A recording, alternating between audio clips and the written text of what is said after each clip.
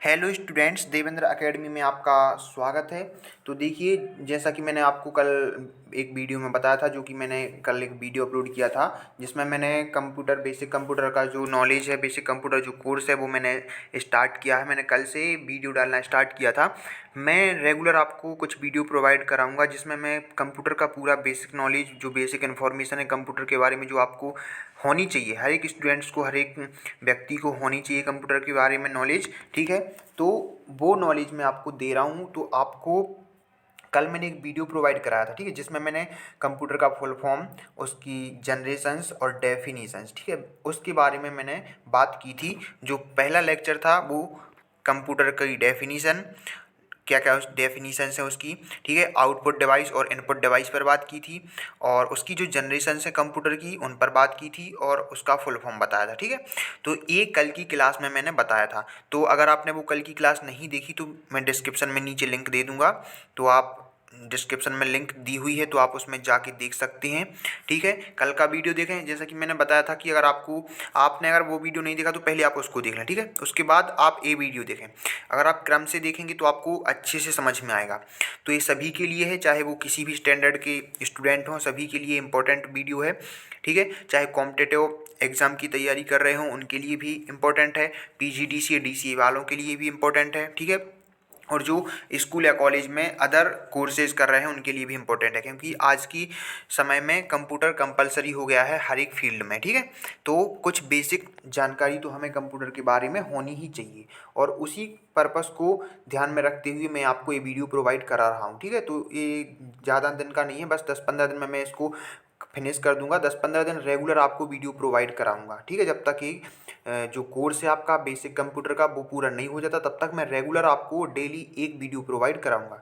तो कल मैंने एक वीडियो डाला था, उसको आप देख लें, लेक्चर 1 नाम से है। ठीक है, उसमें डेफिनीशन बताई थी, आउटपुट इनपुट डिवाइस बताए थे, ठीक है, और जनरेशंस बताई थी, और फुल फॉर्म बताए थे। तो आप उसको एक बार जरूर देख लेना। वो लेक्चर 1 था, ये लेक्चर 2 है। ठीक है, तो इसको देखें आप। अब सबसे पहली बात तो मैं आपको, जो पीजीडीसीए वाले अगर स्टूडेंट्स इस वीडियो को देख रहे हैं, जो कि पीजीडीसीए भी कर रहे हैं, तो ध्यान दे लें। मैं आपको पीजीडीसीए वालों के लिए मैं सब्जेक्ट बता दे रहा हूँ। इसमें देखिए, ध्यान से देखिए वीडियो को। ये देखिए, अगर आपको पीजीडीसीए कर रहे हैं या पीजीडीसीए आपको करना है, तो पीजीडीसीए में आपको यहाँ पे देख लीजिए ध्यान से कि पीजीडीसीए जो आपका कोर्स होता है उसमें आपको 4 सब्जेक्ट होते हैं। ठीक है, पहला पीसी पैकेज होगा, दूसरा कंप्यूटर फंडामेंटल होगा, तीसरा एमएस एक्सेस, और चौथा आपको मल्टीमीडिया। अगर आप पीजीडीसीए कर रहे हैं या पीजीडीसीए करते हैं तो आपको ये 4 सब्जेक्ट पढ़ने पड़ेंगे। ठीक है, पीजीडीसीए में ये 4 सब्जेक्ट आपको रहते हैं, तो आपको इन 4 सब्जेक्ट्स का अध्ययन करना होगा। तो जो पीसी पैकेज जो होता है वो आपका 50 नंबर का आपका थ्योरिकल क्वेश्चन होता है। ठीक है, इसमें देखिए डिवाइड होता है इसमें। ठीक है, इसमें क्या होता है, इसमें इंटरनल, एक्सटर्नल और प्रैक्टिकल। ठीक है, ये सब इसमें क्या होते हैं, डिवाइड होते हैं। तो देखिए, आपको एक एक करके मैं आपको सब बता रहा हूँ। 50 नंबर का जो आपका पेपर होगा वो आपका होगा फाइनल पेपर। ठीक है, 50 नंबर का आपका फाइनल पेपर होगा। 20 नंबर का जो आपका होगा वो होगा आपका 20 नंबर का जो आपका पेपर होगा वो आपका होगा प्रैक्टिकल का। और जो आपका 30 नंबर जो होगा, सॉरी, जो 20 नंबर होंगे वो आपकी इंटरनल होंगी। देखिए, 50 नंबर आपकी फाइनल पेपर की होंगी। ठीक है, 50 नंबर का फाइनल पेपर आएगा। 20 नंबर की आपकी इंटरनल जो टेक्स्ट होते हैं वो होते हैं, और 30 नंबर की आपकी प्रैक्टिकल होती हैं। ठीक है, इसके बाद कंप्यूटर फंडामेंटल में आपको 80 नंबर का फाइनल पेपर होगा, और 20 नंबर का इंटरनल एग्जाम, इंटरनल जो टेस्ट होते हैं वो होगा। इसमें कंप्यूटर फंडामेंटल में आपको प्रैक्टिकल नहीं होता है। एमएस एक्सेस में आपको 50 नंबर का फाइनल एग्जाम, 20 नंबर का इंटरनल और 30 नंबर का प्रैक्टिकल। मल्टीमीडिया में भी सेम है, 50 नंबर का फाइनल पेपर, 20 नंबर का इंटरनल टेस्ट और 30 नंबर के आपके प्रैक्टिकल होंगे। तो ये आपको समझ में आ गया, आपने देख लिया होगा पीजीडीसीए का पूरा सिलेबस। इसके बाद हम आगे बढ़ते हैं, और जो जैसा कि जो कल मैंने वीडियो में बताया था कि एक एक करके स्टेप बाय स्टेप सभी चीज़ों को हम कवर करेंगे, जो भी बेसिक कंप्यूटर नॉलेज के अंतर्गत आती हैं। तो सबसे पहले इसमें देख लें कि कंप्यूटर, इसको आप पढ़ें। देखिए, कंप्यूटर हार्डवेयर जो है क्या है, आप चाहे तो इसके नोट्स भी बना सकते हैं, इंपॉर्टेंट है, सभी के लिए इंपॉर्टेंट है। ठीक है, तो देखिए, कंप्यूटर हार्डवेयर सबसे पहले तो कंप्यूटर जो होता है वो सॉफ्टवेयर और हार्डवेयर दो चीज़ें कंप्यूटर में होती हैं, मैंने आपको कल बताया था, ठीक है। तो कंप्यूटर हार्डवेयर जो होता है includes the physical part of a computer such as the case, CPU, RAM, monitor, mouse, keyboard, computer data storage, graphics card, sound card, speakers and motherboard. तो कंप्यूटर हार्डवेयर के अंतर्गत कौन कौन सी चीज़ें आती हैं? देखिए, सीपीयू आता है, रैम आती है, मॉनिटर आता है, माउस आता है, keyboard, computer data storage, graphics card, sound card, speaker और मदरबोर्ड। ये सारी चीज़ें कंप्यूटर हार्डवेयर के अंतर्गत आती हैं, ध्यान रखिए, ठीक है। इसके बाद हम देखते हैं कि कंप्यूटर हार्डवेयर में जितने भी मैंने आपको यहाँ पे नाम बताए हैं, एक एक करके मैं सभी कंप्यूटर हार्डवेयर को आपको बताऊंगा, उनकी इन्फॉर्मेशन दूंगा, ठीक है। कि कंप्यूटर हार्डवेयर में जो आपके मॉनिटर है वो क्या होता है, ठीक है, किस कंपनी ने बनाया था, शॉर्ट में मैं आपको सारी जानकारी दूंगा, ठीक है। तो पहले मैंने हार्डवेयर में मैंने पहला हार्डवेयर आपको बताया है क्या, उसमें पहला एग्जांपल था सीपीयू। सीपीयू को हम प्रोसेसर भी बोलते हैं, आपने देखा होगा, सीपीयू को प्रोसेसर भी बोलते हैं हम। सीपीयू का फुल फॉर्म होता है सेंट्रल प्रोसेसिंग यूनिट, ठीक है। सीपीयू वो जो बक्सा रखा होता है वो सीपीयू नहीं होता है एक्चुअली में, आप उसको सीपीयू बोलते हैं, वो सीपीयू नहीं होता, वो होता है कैबिनेट, ठीक है। सीपीयू एक चिप होती है जो मदरबोर्ड के अंदर लगी होती है, ठीक है। जो आपका जो कैबिनेट होता है वो बक्सा होता है, उसको आप सीपीयू बोलते हैं, बड़ा बड़ा सा जो बक्सा होता है उसको आप सीपीयू बोलते हैं, जबकि वो सीपीयू नहीं है एक्चुअल में वो एक, उसको हम कैबिनेट बोलते हैं। उसके अंदर एक मदरबोर्ड लगी होती है और मदरबोर्ड में फिट होता है सीपीयू। मदरबोर्ड में क्या लगा होता है? सीपीयू, जिसको हम प्रोसेसर भी बोलते हैं, ठीक है। तो देखिए, हम प्रोसेसर के बारे में कुछ जानकारी ले लें, कुछ जानकारी देखते हैं हम प्रोसेसर क्या होता है, ठीक है। तो देखिए, प्रोसेसर या सीपीयू जो होता है उसको हम कंप्यूटर का ब्रेन कहते हैं, कंप्यूटर ब्रेन बोलते हैं। ऑब्जेक्टिव टाइप क्वेश्चंस में आते हैं, ठीक है। आप छोटी छोटी बातें हैं, छोटे छोटे टॉपिक्स हैं, छोटे छोटे पॉइंट हैं, इनको आपको अच्छे से नोट कर लेना है, अच्छे से आपको तैयार कर लेना है, बिल्कुल भी लाइटली नहीं लेना है। एक कॉम्पिटिटिव एग्जाम के पर्पज़ से भी बहुत ज़्यादा इंपॉर्टेंट है। तो सभी स्टूडेंट्स, चाहे वो किसी भी स्टैंडर्ड में हो, इसको बिल्कुल भी लाइटली मत लीजिए, अच्छे से पढ़िए, ठीक है। तो देखिए, पहला जो पॉइंट है जो मैंने आपको बताया कि जो सीपीयू होता है वो क्या होता है? कंप्यूटर ब्रेन, मतलब सीपीयू को कंप्यूटर का ब्रेन या कंप्यूटर का दिमाग कहते हैं, ठीक है। दूसरी बात, जो सीपीयू है उस वो इंटेल कंपनी और एएमडी, दो क्या है कंपनियां हैं जो सीपीयू बनाती हैं। इंटेल कंपनी भी सीपीयू बनाती है और एएमडी कंपनी भी सीपीयू बनाती है। एएमडी का फुल फॉर्म होता है एडवांस्ड माइक्रो डिवाइस। तीसरा पॉइंट, प्रोसेसर का जो इन्वेंशन है, प्रोसेसर या सीपीयू का जो इन्वेंशन है, मतलब आविष्कार जो है, वो इंटेल कंपनी ने किया था। प्रोसेसर या सीपीयू का आविष्कार इंटेल कंपनी ने किया था। फर्स्ट प्रोसेसर कब बनाया गया? फर्स्ट प्रोसेसर 1971 में बनाया गया और इंटेल 4004 इसका नाम था। जो फर्स्ट जो प्रोसेसर बना वो 1971 में बना और इंटेल 4004 इसका नाम था। इसके बाद हम सीपीयू की टाइप देख लेते हैं।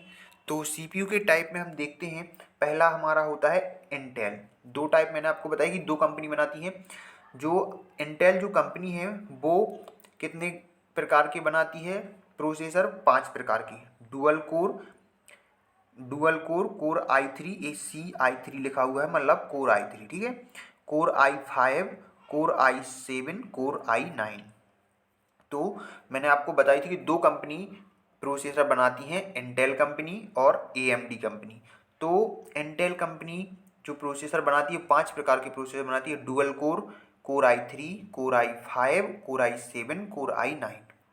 इसके बाद जो एएमडी कंपनी जो है वो दो प्रकार के बनाती है, राइजन 3, राइजन 5, ठीक है। तो आपको मैं बता दूं कि अगर आप कोई भी कंप्यूटर या कोई भी सिस्टम खरीदते हैं, चाहे लैपटॉप या कंप्यूटर कुछ भी, तो याद रखिए आप कम से कम, मैं कम से कम बता रहा हूँ, कम से कम कोर i3 तो लीजिए ही लीजिए, ठीक है। या तो कोर i3 या राइजन 5, ठीक है। अगर आपको अच्छी कंडीशन में चाहिए तो मिनिमम बताया मैंने कि मिनिमम उसमें क्या क्वालिटी होनी चाहिए। इसके बाद हम देखते हैं सीपीयू के कंपोनेंट्स। सीपीयू के कंपोनेंट्स देख लेते हैं। कंपोनेंट्स मतलब तत्व या उसके भाग बोल सकते हैं हम। तो देखिए सीपीयू में पहला होता है एएलयू। एएलयू मतलब एरिथमेटिक लॉजिक यूनिट होती है, ठीक है। सीपीयू के अंदर क्या होती है, एरिथमेटिक लॉजिक यूनिट होती है। दूसरा सीयू होता है मतलब सेंट्रल यूनिट होती है। और तीसरा होता है मेमोरी, मतलब मेमोरी होती है मतलब दिमाग होता है उसका, ठीक है। तो मेमोरी मतलब आप समझ सकते हैं कि जो सीपीयू होता है, सीपीयू को ब्रेन कहते हैं ना कंप्यूटर का, तो सीपीयू में तीन चीज़ें होती हैं, एएलयू, सीयू और मेमोरी।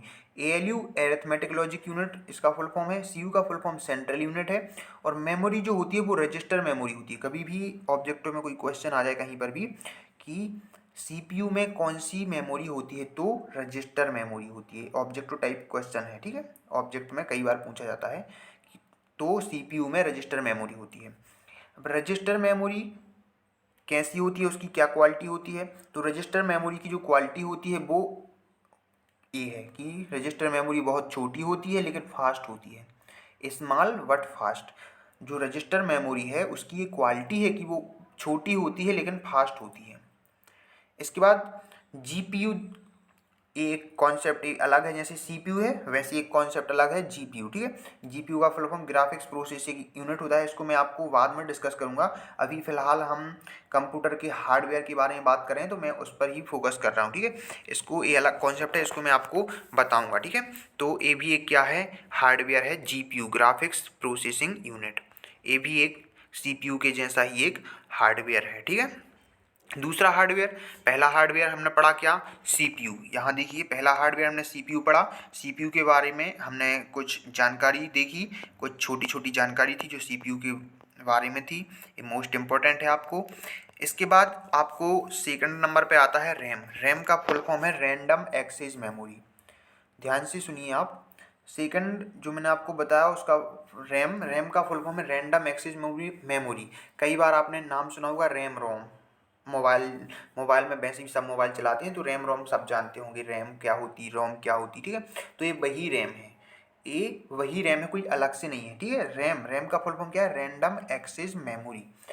अब इसकी हम कुछ कैरेक्टरिस्टिक्स देख लेते हैं कि क्या क्या विशेषताएं होती हैं रैम की, रैम होता क्या है, क्या क्या विशेषताएं होती हैं, क्या टाइप होते हैं, ये सब हम देख लेते हैं, ठीक है।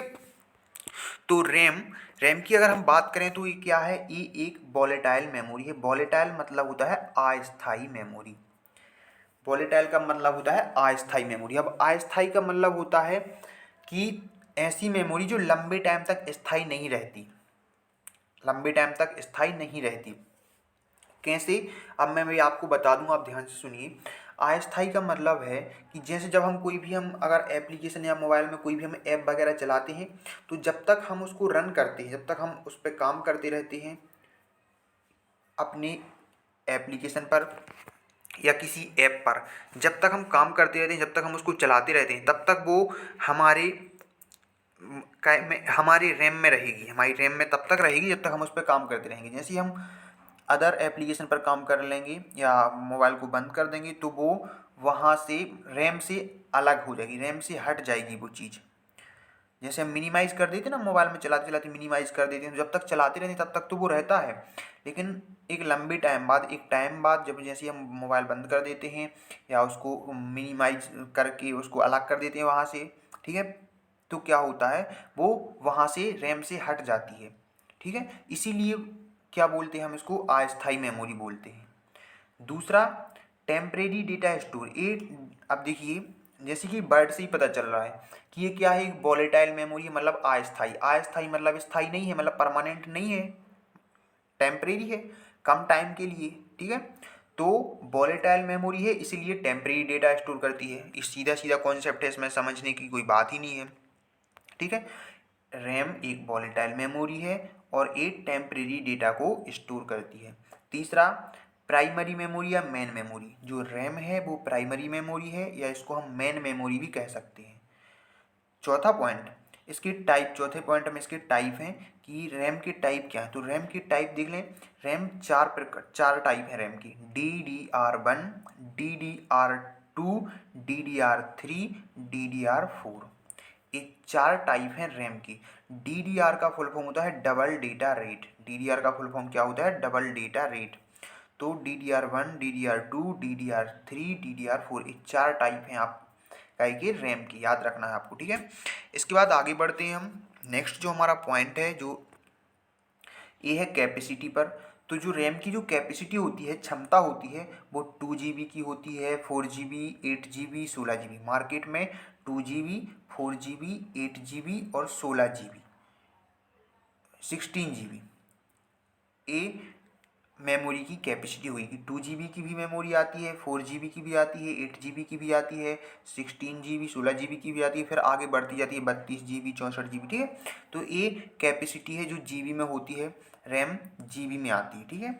इसके बाद प्राइस की बात करें तो अगर हम 1 GB की अगर हम मेमोरी रैम लेते हैं तो अगर हम 1 GB की मेमोरी डलवाते हैं, 1 GB की रैम डलवाते हैं तो लगभग 600 रुपये की आती है, ठीक है। नेक्स्ट हम करें कंपनी की बात कि कौन कौन सी कंपनी रैम बनाती हैं। तो एक तो आपकी सैमसंग कंपनी बनाती है रैम, हेनेक्स कंपनी बनाती है और कॉर्सएयर कंपनी बनाती है। लेकिन इन तीनों में सबसे अच्छी जो कंपनी है, सबसे अच्छी रैम है, वो आपको कॉर्सएयर की मिलेगी। तो अगर आप रैम कभी भी डलवाते हैं तो कॉर्सएयर की डलवा, सबसे अच्छी रैम होती है कॉर्सएयर की, ठीक है, याद रखिए।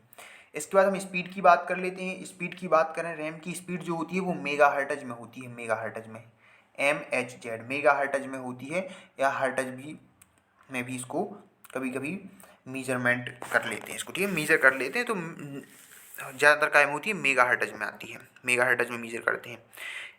अब हम देख लें थोड़ा सा कि जो रैम होती है वो होती क्या है एक्चुअल में। मैं आपको थोड़ा शॉर्ट में समझा दूं कि जो हमने रैम की बात की है, मैंने आपको बताया था कि ये प्राइमरी मेमोरी, दो कॉन्सेप्ट आए थे यहाँ पे। ये प्राइमरी मेमोरी है और ये टेम्परेरी डेटा स्टोर करती है और वॉलेटाइल मेमोरी है। तो इस कॉन्सेप्ट पर मैं आपको थोड़ा सा यहाँ पे इस डायग्राम के माध्यम से समझा दूँ, ध्यान से समझिएगा, ठीक है। ये देखिए, सबसे पहली बात, जब हम अपना सिस्टम ऑन करते हैं या हम सिस्टम जब भी हम सिस्टम चलाते हैं, ठीक है, तो क्या होता है, सिस्टम में जब हम कोई भी सॉफ्टवेयर या कोई भी एप्लीकेशन रन करते हैं, मतलब उस पर काम करते हैं, तो जैसे ही हम सिस्टम पे काम करते हैं तो क्या होता है, वो सेकेंडरी मेमोरी में सबसे पहले, जैसे कोई भी चीज़, कोई भी एप्लीकेशन है या कोई भी फाइल है या कोई भी सॉफ्टवेयर है, ठीक है, तो वो फाइल या सॉफ्टवेयर या कोई भी ऑपरेटिंग सिस्टम वो काय में रहता है, हमारा सेकेंडरी मेमोरी में रहता है, मतलब रोम में रहता है, ठीक है। रोम में रहता है, मतलब परमानेंट वहीं पे रहता है, सेव रहता है ना, परमानेंट। कोई भी जो भी हम एप्लीकेशन चला रहे हैं वो परमानेंट सेव है अपने कंप्यूटर में, मतलब वो कंप्यूटर में सेव नहीं, वो रोम में सेव है, रोम में। रोम मतलब रीड ओनली मेमोरी, ठीक है, मतलब रोम में सेव है, मतलब क्या में, हमारी हार्ड डिस्क में हमारी जो सेकेंडरी मेमोरी है उसमें सेव है पूरा का पूरा डेटा, चाहे वो सॉफ्टवेयर हो, चाहे एप्लीकेशन हो, चाहे फाइल हो, चाहे कोई भी ऑपरेटिंग सिस्टम हो, वो हमारी सिस्टम में पहले से डला होता है, ठीक है। उसको हम सेकेंडरी मेमोरी कहते हैं, जिसमें डला रहता है, जैसे कि हार्ड डिस्क हो गई, ठीक है, SSD हो गई। तो ये टीबी में होती है, ये टीबी में जो जो भी हार्ड डिस्क वगैरह आती है वो टीबी में होती है, उनकी साइज, मतलब टीबी मतलब होता है टेराबाइट, मतलब बहुत बड़ी, मतलब 1024 GB होता है। एक टीबी बराबर होता है 1 TB बराबर होता है 1024 GB। याद रखिए, 1 TB बराबर 1024 GB, मतलब जो टेराबाइट होता है वो मेगाबाइट का 1024, मतलब जब 1024 मेगाबाइट बराबर 1 TB, याद रखिए, ठीक है। तो जब हम कोई भी सॉफ्टवेयर, कोई भी फाइल रन करते हैं तो ये सबसे पहले तो ये सेकेंडरी मेमोरी में रहती है, उसके बाद जब हम रन करते हैं तो ये कहाँ आ जाती है, कुछ टाइम के लिए रैम में आ जाती है। जब हम रन करते हैं तो कुछ टाइम के लिए रैम में आ जाती है, रैम को हम प्राइमरी मेमोरी बोलते हैं। रैम में आ जाती है, लेकिन रैम से जब हम, जैसे वो क्या करते हैं, हम चलाते हैं उसको, तो रैम से कहाँ आती है, एक जो चेक मेमोरी होती है उसके चेक मेमोरी में आ जाती है। चेक मेमोरी MB की साइज़ की होती है, चेक मेमोरी की साइज़ MB में होती है। तो चेक मेमोरी में आ जाती है जो CPU से कनेक्ट होती है, मतलब जो चेक मेमोरी में आती है वो चेक मेमोरी CPU से रहती है कनेक्ट, ठीक है। तो मतलब जब हम सेकेंडरी मेमोरी में कोई सॉफ्टवेयर जो डला, जब हम उसको रन करते हैं तो टेम्परेरी, मतलब कुछ समय के लिए प्राइमरी मेमोरी में आ जाती है, उसके बाद चेक मेमोरी में ट्रांसफ़र हो, मतलब चेक मेमोरी में चली जाती है, जो इसकी साइज़ क्या रहती है, MB में रहती है और ये CPU से कनेक्ट रहती है।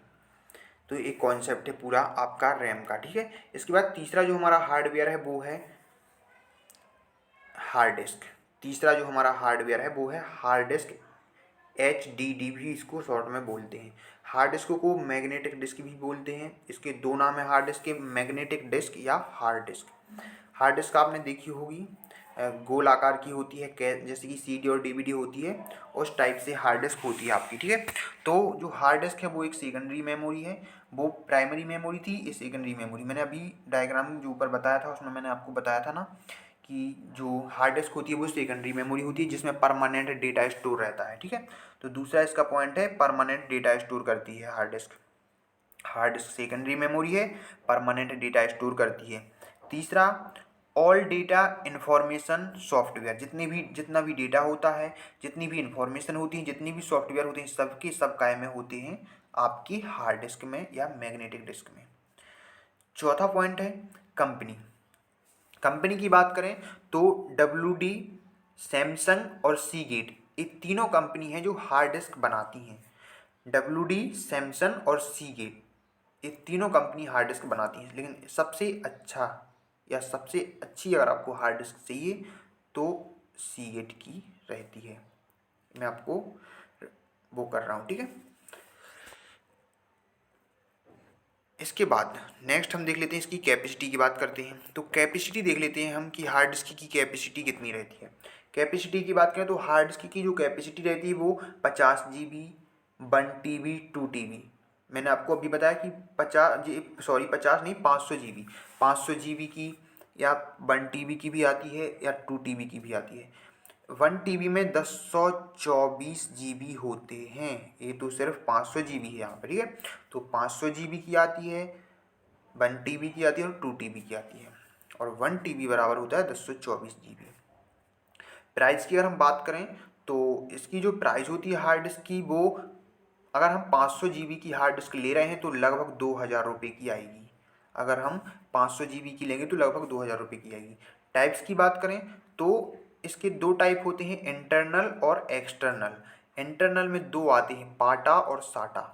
इंटरनल में हार्ड डिस्क में जो इंटरनल हार्ड डिस्क होती है उसमें दो आते हैं, पाटा और साटा। तो पाटा की अगर हम बात करें, ठीक है, अगर हम पाटा की बात करें तो पाटा आज के समय में बंद हो चुका है, अभी मार्केट में साटा चल रहा है, ठीक है। अभी जो हार्ड डिस्क आती है वो साटा की आती है, पाटा की बंद हो चुकी है अब, ठीक है। अब हम बता दें आपको कि मैग्नेटिक डिस्क कैसी होती है। मैग्नेटिक डिस्क की थोड़ा हम उसका स्ट्रक्चर देख लें। ये देखिए, जो मैग्नेटिक डिस्क या जो हार्ड डिस्क होती है वो कुछ इस तरीके की होती है। ये देख सकते हैं आप यहाँ पे, ठीक है। इस तरीके की होती है, जैसे अपनी CD और DVD होती है ना, सेम वैसे दिखती है, ठीक है। इसमें इस टाइप से ट्रैक बने होते हैं जो आपको दिख रहे हैं यहाँ पे। ये देखिए, इसको इस डायग्राम को आप ध्यान से देखिए, इस वाली को। इसमें ट्रैक बने हुए हैं, देखिए मैंने वहाँ पे साइन कर भी दिया कि क्या ट्रैक किसको बोलते हैं। जो वो खाली जो आपको जगह दिख रही है, जो दो सर्किल के बीच खाली जो जगह दिख रही है उसको ट्रैक बोलते हैं, ठीक है। इसके बाद ट्रैक को जब इस टाइप से डिवाइड कर देते हैं ना, आप देख सकते हैं, जब ट्रैक को इस टाइप से डिवाइड कर देते हैं तो उनसे मिलकर सेक्टर बन जाता है। तो जब वो डिवाइड हो जाती हैं तो उन एक हिस्से को, जो ट्रैक का जो एक हिस्सा होता है ना, जब हम उसको डिवाइड कर देते हैं तो उस एक हिस्से को सेक्टर बोला गया है। वहाँ पे एक एक चीज़ आपको यहाँ पे क्लियर कर दी गई है कि सेक्टर क्या है। देखो यहाँ पे दिखा हुआ है, ये सेक्टर है, ठीक है। इसमें अब एक सेक्टर है तो कितने सारे सेक्टर हो गए, ये सब सेक्टर तो है, ठीक है। ये आप समझ सकते हैं, आपको समझ में आ रहा होगा। तो मैग्नेटिक डिस्क में ट्रैक होती हैं, ट्रैक के अंदर ट्रैक डिवाइड होती हैं तो सेक्टर बनते हैं, ठीक है। अब सेक्टर में जो हमारा जो डेटा जो सेव होता है वो कहाँ पे सेव होता है, वो होता है हमारा क्लस्टर में सेव होता है। देखिए, जो ये सेक्टर हैं, जब हमारे सिस्टम में या हमारी हार्ड डिस्क में जब डेटा सेव हो जाता है, तो जब सेव होता जाता है तो दो तीन सेक्टर जब एक साथ मिल जाते हैं, पहले सेक्टर में डेटा सेव हुआ, दूसरे सेक्टर में सेव हुआ, तीसरे सेक्टर में सेव हुआ, तो सेक्टर का ऐसा समूह, उन सेक्टर्स का समूह जिनमें डेटा स्टोर हो चुका है उसको हम क्लस्टर बोलते हैं, ठीक है। क्लस्टर क्या है, ऐसे सेक्टर का समूह जिसमें डेटा स्टोर हो चुका है उनको हम क्लस्टर बोलते हैं। तो अगर क्वेश्चन आता है कि मैग्नेटिक डिस्क में या हार्ड डिस्क में डेटा कहाँ सेव होता है, तो आंसर होगा क्लस्टर में सेव होता है। ठीक है। अब जो मैंने पाटा और साटा जो मैंने आपको दो वर्ड बताए थे उनका फुल फॉर्म आप देख लें। पाटा का जो फुल फॉर्म है PATA, पाटा का फुल फॉर्म है पैरेलल एडवांस्ड टेक्नोलॉजी अटैचमेंट। पाटा का फुल फॉर्म होता है पैरेलल एडवांस्ड टेक्नोलॉजी अटैचमेंट। साटा का फुल फॉर्म होता है सीरियल एडवांस्ड टेक्नोलॉजी अटैचमेंट। तो इस प्रकार से ये दोनों कॉन्सेप्ट पाटा और साटा भी आपको यहाँ पे क्लियर हो गए। ठीक है। अभी करंट टाइम में आपको क्या चल रहा है, साटा चल रहा है, साटा हार्ड डिस्क इंटरनल। ठीक है। तो ये आपको मैंने 3 कॉन्सेप्ट बताए। अगर आपको इसमें कोई डाउट हो तो आप कमेंट बॉक्स में कमेंट कर दीजिए।